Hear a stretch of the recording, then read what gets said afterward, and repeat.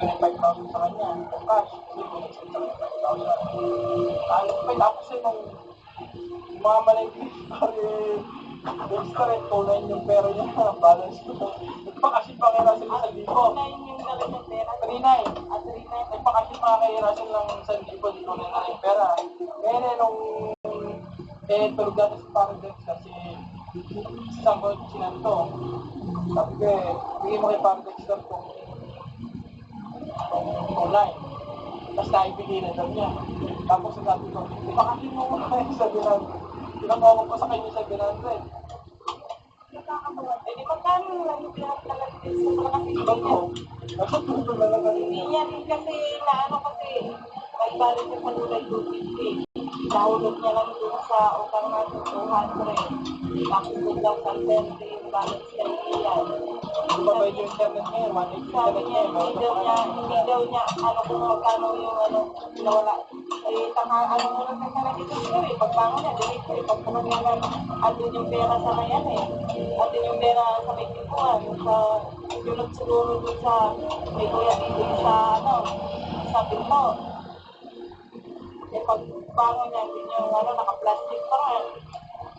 Bukas ko yung babayaran kapatid ko ng 12 ay 35. Maya ko pa. Kuryente pa, pwede rin yan. Tapos sabi mo pa, bakit nalalaglag si Maya? Kuryente siya, nagpaparakot. Bayaran niyo na. Wala tayo sabi niya. Ano ba tayo para... Sabi ko, kanina kayo kumuha ko ng 600 dito. wala, naubos na lang. Hindi kasi walang pera talaga kanina. Wala talaga. Papautang kahit sali. 4-1 lang yung kanina, ay 3-1 lang. Pera. 4-1 yung sa akin.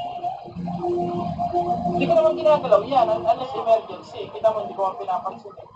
Pero ingatan nyo, baka marami na. Ipapauwi ko na nga sana kay Gia. Nung nakita ko, baka wala na kasi kupinuha na nila sabi niya.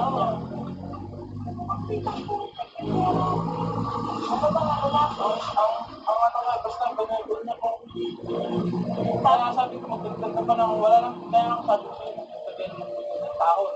Wala lang problema siya, pamilya mo siya na magpapakot. Wala lang problema sa akin ng taon. Kasi sigurado kasi yung mga pautang. Sabi ko nga kay Gia. Para yan, iba magulit ko rin trabaho niya.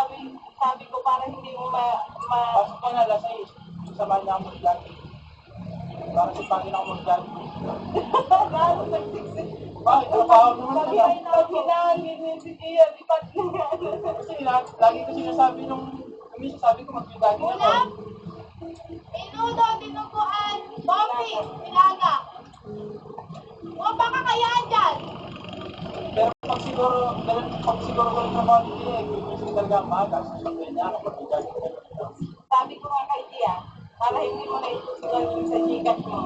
Gcash ko na lang yung ipapaano namin. Tapos pagdating ng gabi, di mo mamamaling kita. Yun yung sin namin kay Gia. Basta siguraduhin nila na tama. Ako kung tiwala ako sa inyo. Kaya hindi mo nagagalit eh.